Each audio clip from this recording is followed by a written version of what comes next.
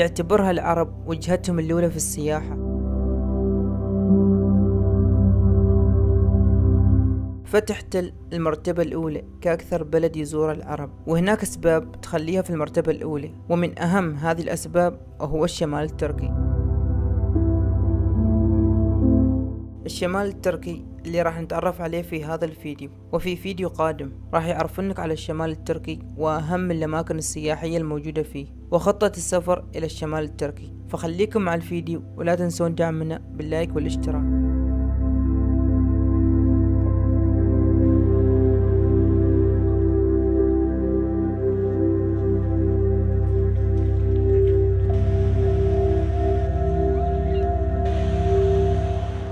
وما تكتمل رحلتك في الشمال التركي غير إذا استأجرت سيارة، خاصة أن الأسعار مناسبة والقيادة سهلة في الشمال التركي. طبعا أول شيء تسويه أنك تأخذ شريحة إنترنت من داخل مبنى المطار، ومنتقل مباشرة من مبنى المطار تجي حق السيارة اللي استأجرتها، فالإجراءات جدا سهلة وسريعة.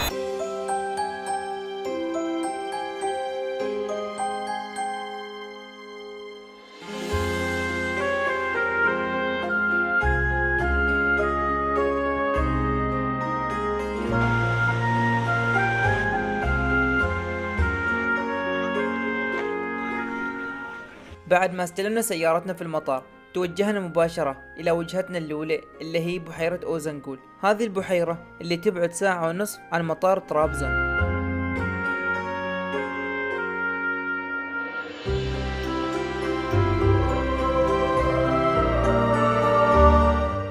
بحيرة أوزنغول أو عروس الشمال التركي، هذه البحيرة اللي يصنفها الكثير من الناس كواحدة من أجمل البحيرات في العالم، واللي يزورها مئات الآلاف من السياح سنويا، خاصة العرب منهم، واللي راح نقضي يومين في هذه البحيرة ونتعرف على جمالها والمناطق القريبة منها والفعاليات اللي نقدر نعملها في البحيرة. اليوم الأول لرحلة الشمال التركي من هنا من قرية أوزنغول.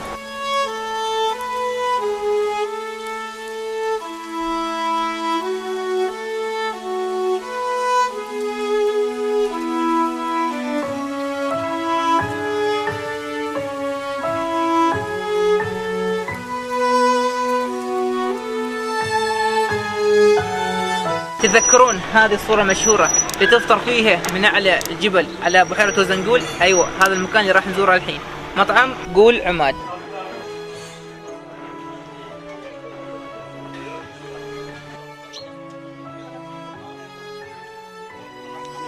صراحة مو بس الإطلالة من هذا المطعم جميلة، الأكل جدا جميل وفرش، وبعد فيه هذه الأرجوحة اللي تقدر تتمرجح فيها طبعا على الإطلالة الجميلة حقت بحيرة أوزنغول.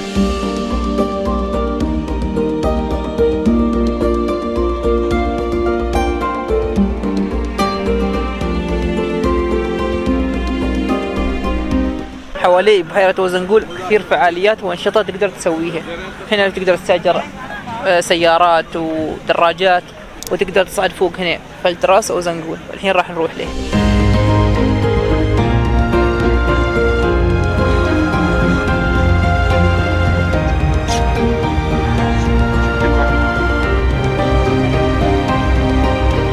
تراس أوزنغول هو مطل على بحيرة أوزنغول.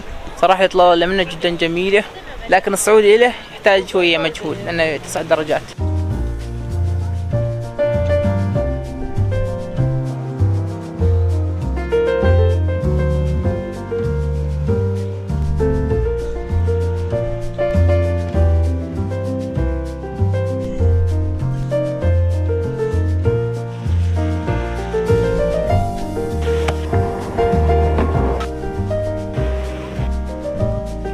فمثل ما شفتوا حوالي بحيرة أوزنغول كثير فعاليات، من غير الفعاليات يعني المناظر الخيالية في كل مكان.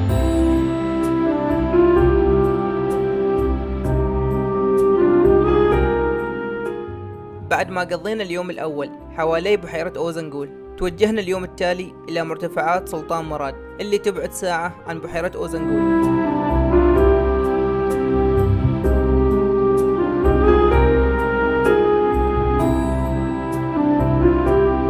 وصلنا مرتفعات سلطان مراد، لكن للأسف الجو مثل ما تشوفون كله ضباب، ما حلفنا الحظ. مرتفعات سلطان مراد عبارة عن مكان جميل فوق الجبل، وفي أنشطة من هنا تقدر تسجل دراجات وتخيم وتذبح وكذا. وهذا مرتفع مر عليه سلطان مراد، وخيم فيه، فهنا موجود بعد ضريحة. وبعد ما تخلص جولتك في مرتفعات سلطان مراد تتوجه مباشرة إلى شلالات كايكارا.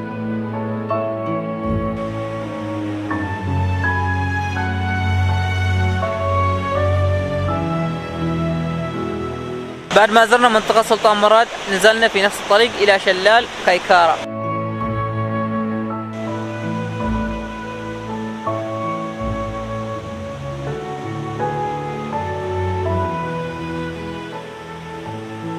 شلال كايكارا هذا الشلال متكون من شلالين رئيسيات، والمكان حواليك جدا جميل، شوف الخضار والطبيعة اللي حواليك، وبعد في مقاهي وفعاليات كذا بسيطة.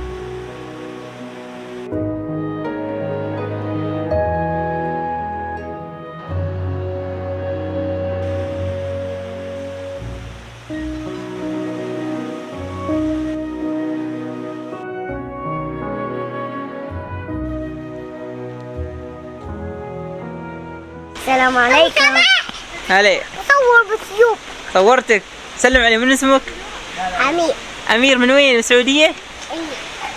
كفو.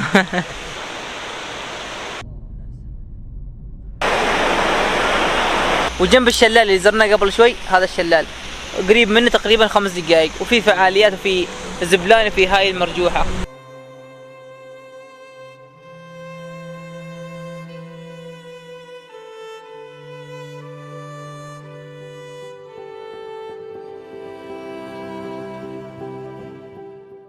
وبعد ما قضينا يومين في بحيرة وزنقول تابعنا رحلتنا إلى مكان جديد وهو مدينة ريزة.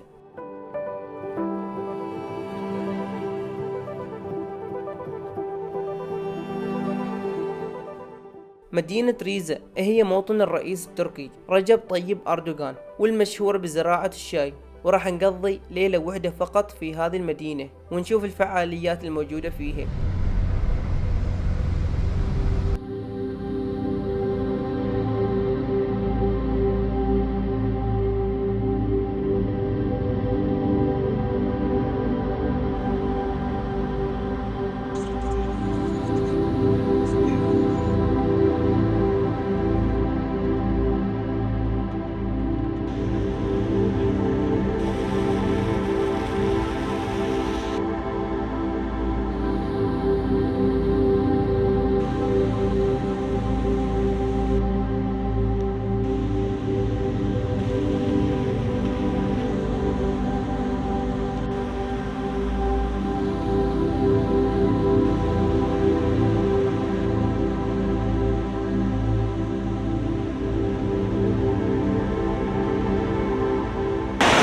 الأجواء هنا في ريزة خيالية، راح تتعب عينك من كثر ما تشوف المناظر الجميلة، لوحة فنية.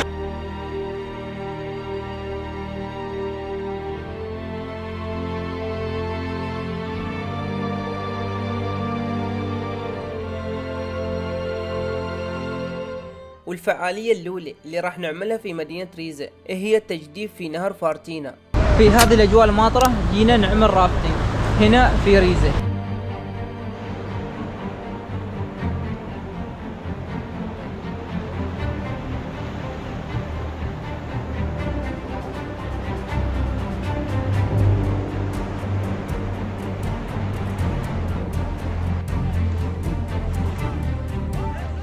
تجربة جميلة أنصحكم فيها بقوة.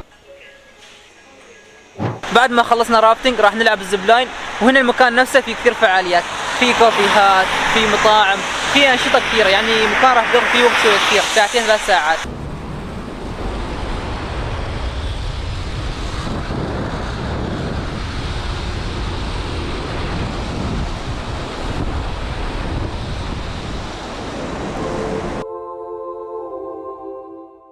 وبعد ما انتهينا من التجديف في النهر توجهنا إلى واحدة من أجمل القلاع في الشمال التركي اللي هي قلعة زلكالي.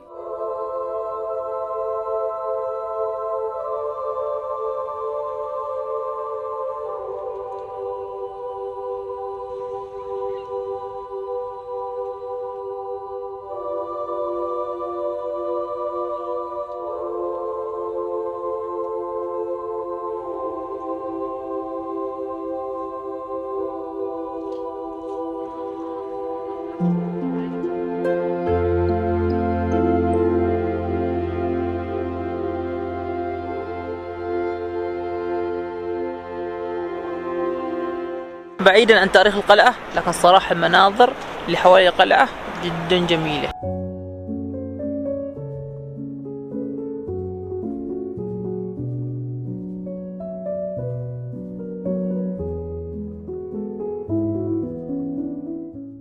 بعد ما انتهينا من مدينة ريزة توجهنا إلى قرية آيدر.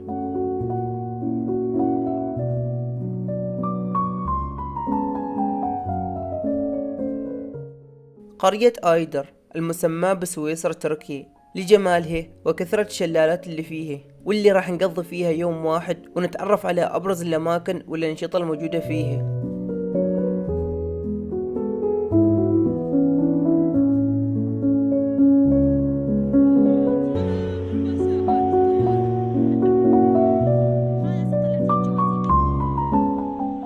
قرية آيدر عبارة عن قرية ريفية تابعة لمحافظة ريزة، موقعها في وسط الجبال، حواليها مناظر خيالية.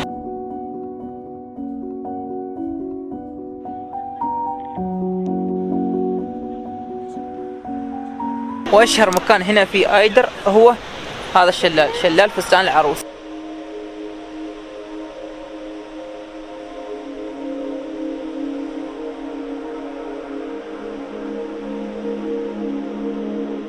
وبعد شلال فستان العروسة توجهنا إلى آخر مكان في هذا الفيديو، واللي أنا شخصيا أعتبره أجمل شلالات في الشمال التركي، اللي هو شلال بالوفيت.